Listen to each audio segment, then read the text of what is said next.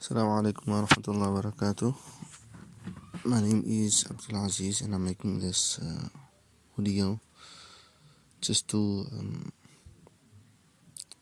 sort of give some background and some story regarding my history, and not really how I became more practicing, but rather how my mindset towards Islam changed dramatically, so to say. So basically, I was born into a family, alhamdulillah. For the most part of my life, my mom sort of raised me. So my father wasn't really that much in the picture. And alhamdulillah, my mom sent me to Islamic schooling. So from my very first school was a Muslim school, alhamdulillah, where I learned quite a bit of, basic Islam, so to say. So for the most part of my sort of schooling and young years, I was in Islamic school. I learned Islam from my mom, who's also quite practicing, and also my sister and my family, alhamdulillah. Growing up, obviously, every child is instructed to perform salah and things like that. But I think from at the beginning stages of my life, my attitude towards Islam was merely a matter of needing to do as you are being told, and not really wanting to do because it's the right thing, so to say, or it's what you really have to do. So and I think this is probably the situation in most younger people's lives, where we would stand for salah, we would perform salah, but sometimes we'll make jokes and we'll have a laugh while we're making salah. That was sort of in my younger years. And then I think later on in my life, I grew up. Then I moved to a normal academic school, but I attended madrasa. But I think my attitude still remained the same. Sometimes you would perform salah, sometimes you would not perform salah, and it wouldn't really be a major thing. It would just be like, okay, that's just how it goes. Sometimes you make salah, sometimes you don't make salah. And then obviously I became baligh, and then I attended more Muslim schools. Later on I went to Mia's farm, and then didn't like it there. I went back, came back to Cape Town, and I attended some more Islamic institutions. And all this time, I think perhaps I learned a bit of Islam from everyone, but I don't think my heart was entirely on Islam. And what I mean by that is not to say that I didn't believe in Islam, but what I mean is I didn't really see the need to take it seriously. It's not a serious thing. It's just something that, you perform your salah because you must perform salah. But other than that, you are really striving, just as everyone is striving to sort of, I don't know, you're learning life, you're wanting to become someone. And then later on, I got married, and before I got married, I would always tell myself,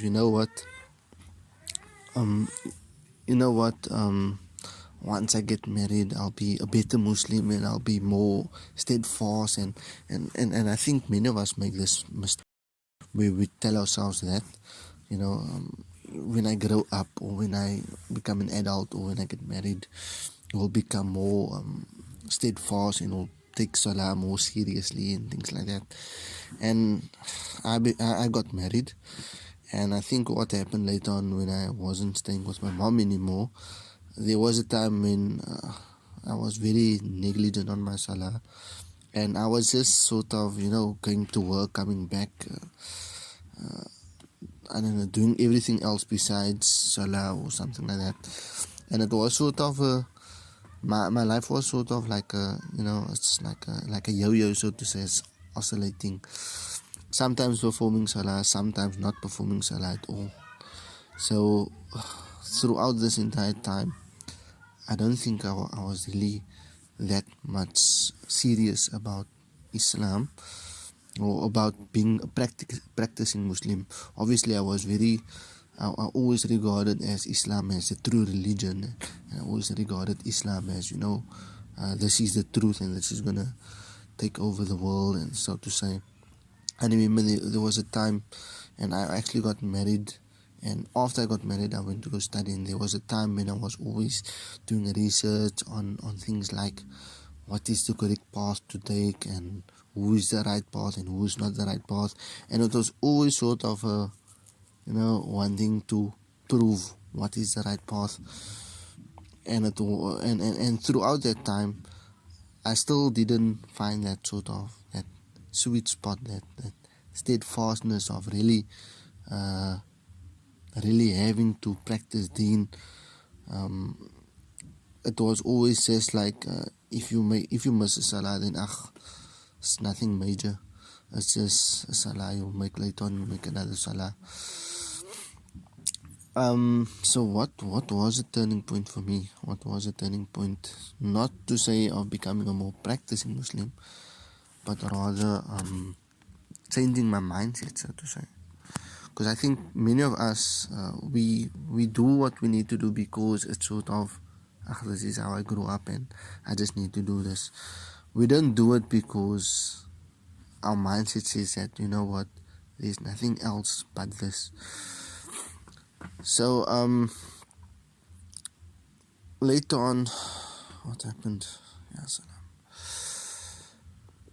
So I think from the time I got married, it was sort of a downhill for me. I made less and less salah, and less and less practicing, until the time came in my life, and I was one night I was sitting and I was watching a series, and I had headphones on my head, and I'm watching, and my wife came and she called me, and she's like, someone is downstairs. And I went down, and people just brought me the news.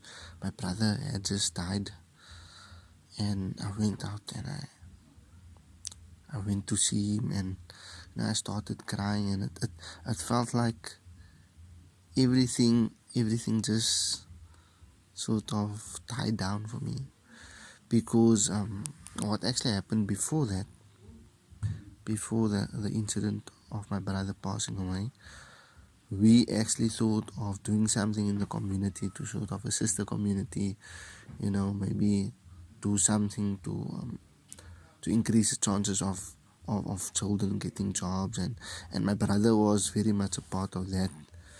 But now all of that just seems like, wow, it's like for nothing. And I went to see him, and I saw his body laying there, and I don't know, my life just changed, and it just felt like I've never felt before, seeing my brother there, motionless.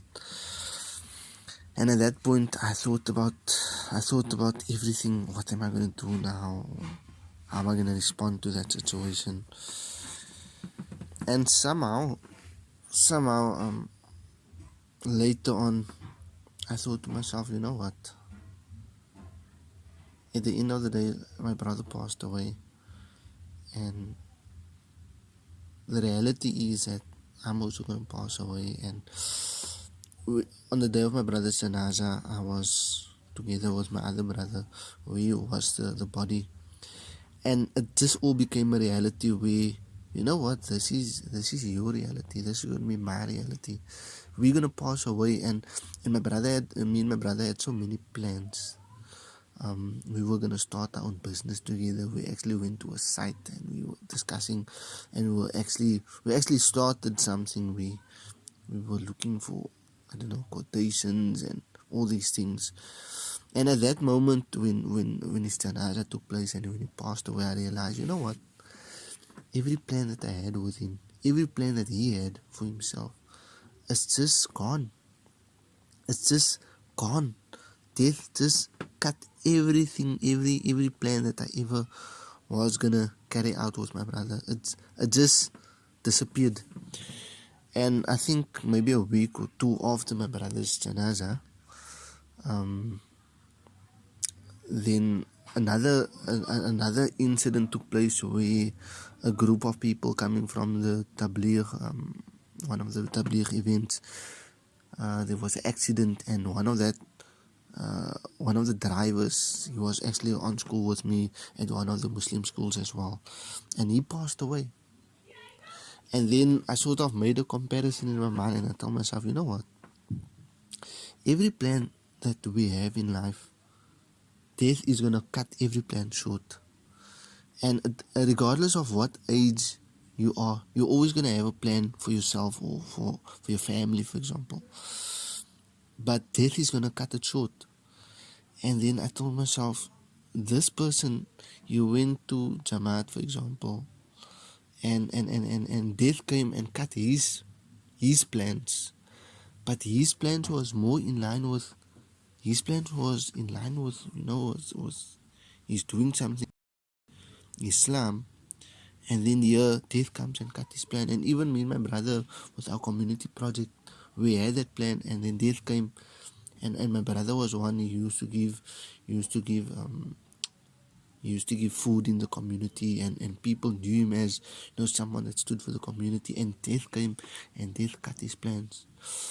And that is when I realized for myself that whatever plans you have in life, regardless of how big or how small, for yourself or your family, every plan that you have, every plan that we have in life, death is going to come and cut it short. And then this is when my perception slowly started to change from just doing because you have to do it, to a point of, you know what, you really need to make the correct plans in life, because eventually death is going to come. It might come in a year's time, it might come in 50 years time, but it is going to come. And then also, I think the Ramadan, few months after my brother passed on, I got a lot of inspiration and motivation through listening to different speakers, and that is when I felt like what I was listening to, alhamdulillah, through them,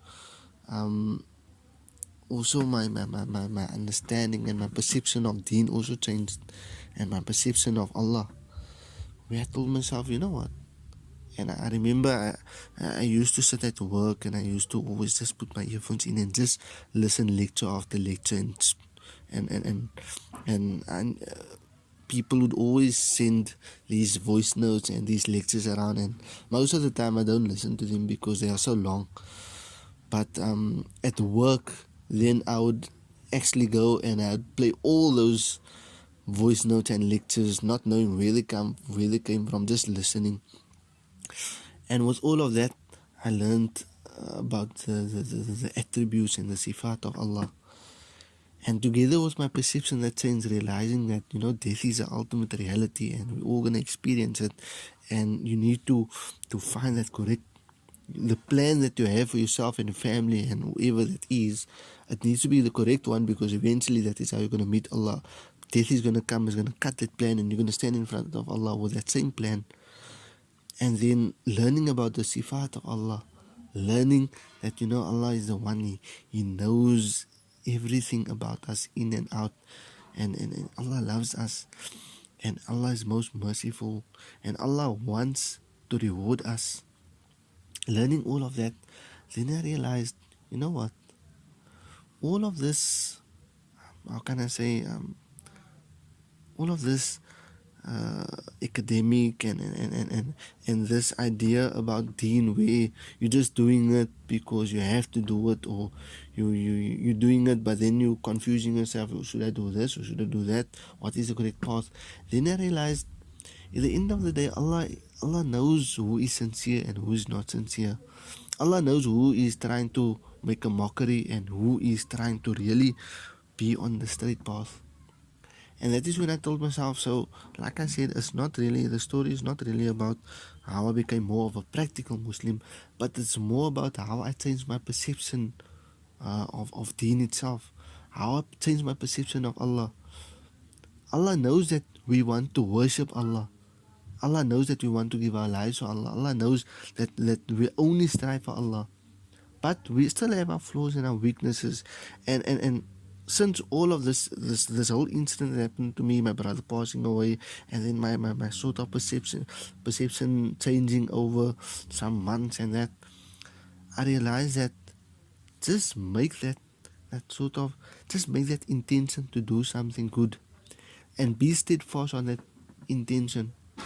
Even if you are sometimes going to be a bit late for Salah, for example, even if you are a bit late, but make your Salah. We are not going to enter Jannah because of all the good deeds that we did, but we're going to enter Jannah because of the mercy of Allah. So I mean, we are weak. I'm weak, and I think, to be honest with you, I feel like I'm still on that path of striving to reach that level of practicing and sincerity. But Allah knows what our intention is. Allah knows what we are going through. But if you just show Allah, you know what, I'm gonna start with this one salah. I'm gonna make my salah even if I'm late. Oh Allah, I'm gonna stand a bit longer in the ruku. Oh Allah, I'm gonna raise my hand. I'm gonna speak to you. Speak to Allah like you speak to everyone else. And that is what I did. I would sit in my mind and I would speak to Allah. I will sometimes speak out in English, and I will lift my hands, and I'll, you know, I stand very seldom up for tahajjud or something like that.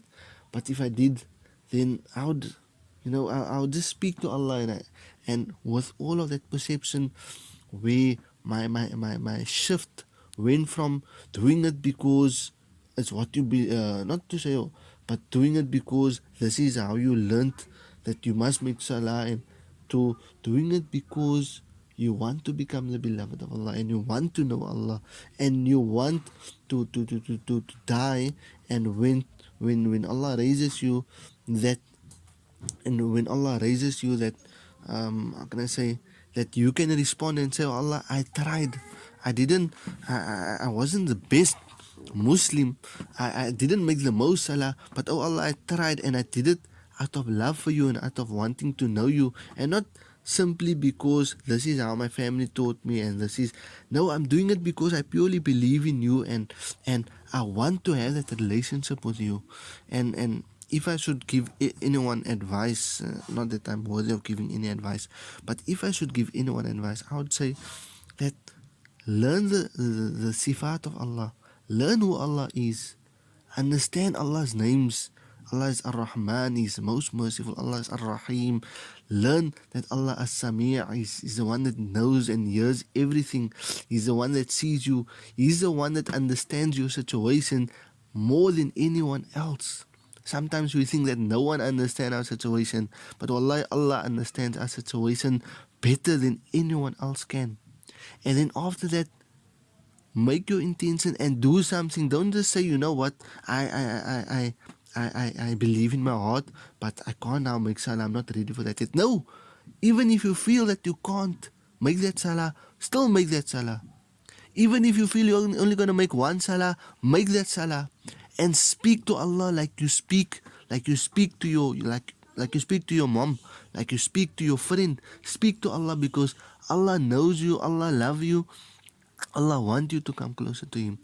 So inshallah, I ask Allah to continue guiding all of us, and increasing our knowledge and our zeal for this deen, and to use us for His deen. Amin Ya Rabbal Alameen. If I said anything that is wrong, then this is from myself, and inshallah, may Allah continue to guide everyone out there. Wassalamu alaikum wa rahmatullahi wa barakatuh.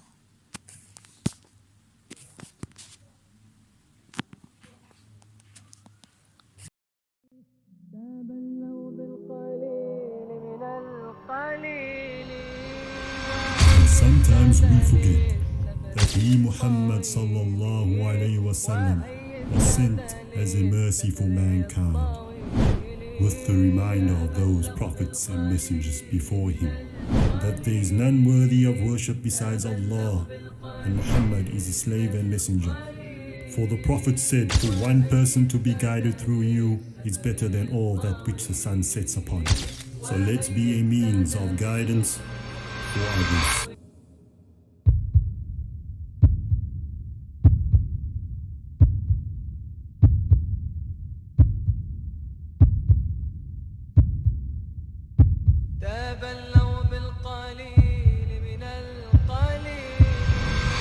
And how many a person has been in hunger in this world, but will experience decadence in the year after?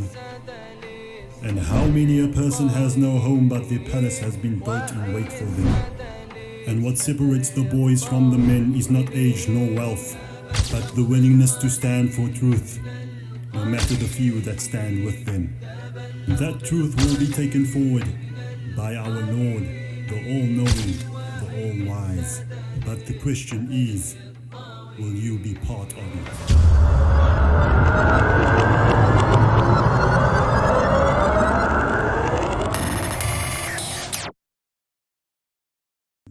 ومن أحسن قولا ممن دعا إلى الله وعمل صالحا وقال إنني من المسلمين